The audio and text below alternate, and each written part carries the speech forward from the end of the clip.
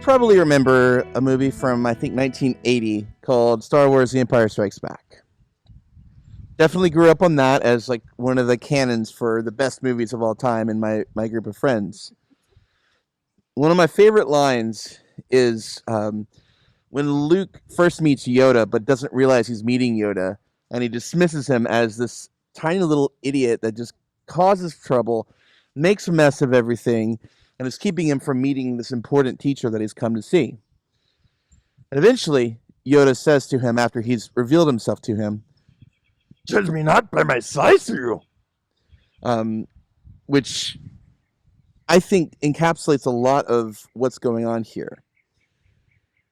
Yoda seemed like he was insignificant. There's nothing much to him, that he was just annoying and that sort of thing. But in a way, he was testing Luke to see if Luke actually had the mettle that he needed to be able to be a good disciple, if you will. Well, that ties in well with one of my favorite Bible verses ever in the entirety of the anthology, which is in today's Old Testament reading. Humanity looks at the outward appearance, but God looks at the heart, the intentions, what's deep inside. And most of all, the mustard seed is a great parable for essentially the story of the people of Israel. It's a story of the underdog, the tiny little nation in the midst of all these great empires that somehow manages to continue to survive in the midst of everything. So what does it mean to be the mustard seed in the situation?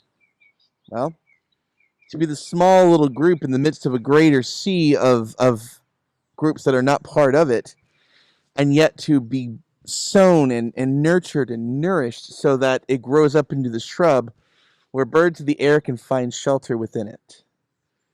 But looking at that seed, you wouldn't expect it. Has anyone ever looked at mustard seeds? Yeah, you know what I mean. It's smaller than even a sesame seed. And if you have like mustard seed like spread, it's basically mustard where you're just spreading the seeds all over everything, and it tastes really good. And you can spread it with a butter knife because they're that small and that clumped together. Well, as you've heard me say more often than not, St. Anne's is kind of like the little church that could.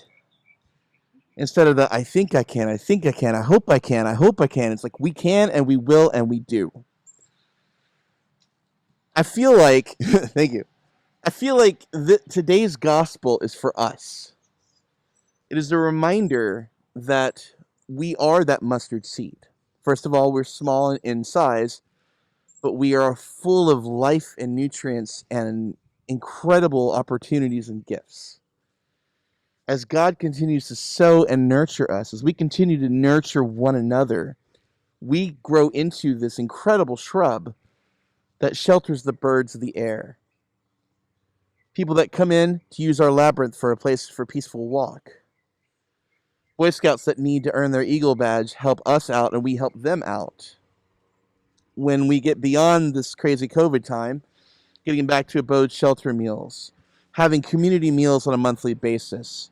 If you didn't notice coming in, go check out behind the Sunday school wing. We've already got 2 beds already planted thanks to Stephanie and Therese. And the love that we hold, most of all, is something that will continue to give shelter for not only us, but the world around us. But like the first parable right before it, we don't understand exactly how this all works. We just know that it does. The farmer goes with a sickle to harvest the wheat because that's when he knows the time is there. But he doesn't understand fully how all that works. I think that's a metaphor for the fact that if we are following God's Spirit, God is going to constantly nudge us to try things, to step into things that are outside of what we know, outside of what makes us comfortable, and outside of what makes us feel like we have certainty or control. However, the same teacher of the parables also reminds us that as long as we allow ourselves to be nurtured in that process, we will bring forth life and shelter so that our lives, like the wisteria, is home to birds, to squirrels, to spiders, to bugs, all kinds of things.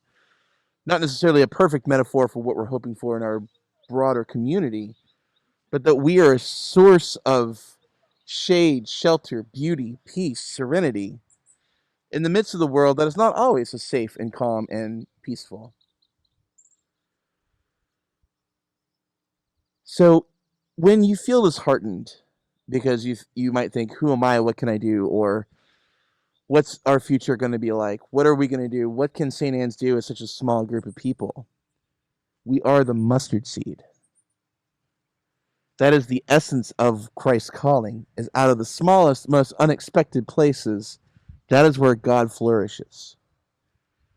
More often than not, Christianity has been a very, very poor sampling of what the kingdom of heaven actually is supposed to be.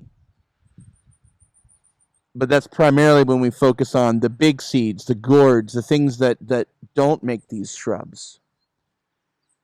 But we need to remember to trust that even in the smallest things, that's where God begins the best and most miraculous work.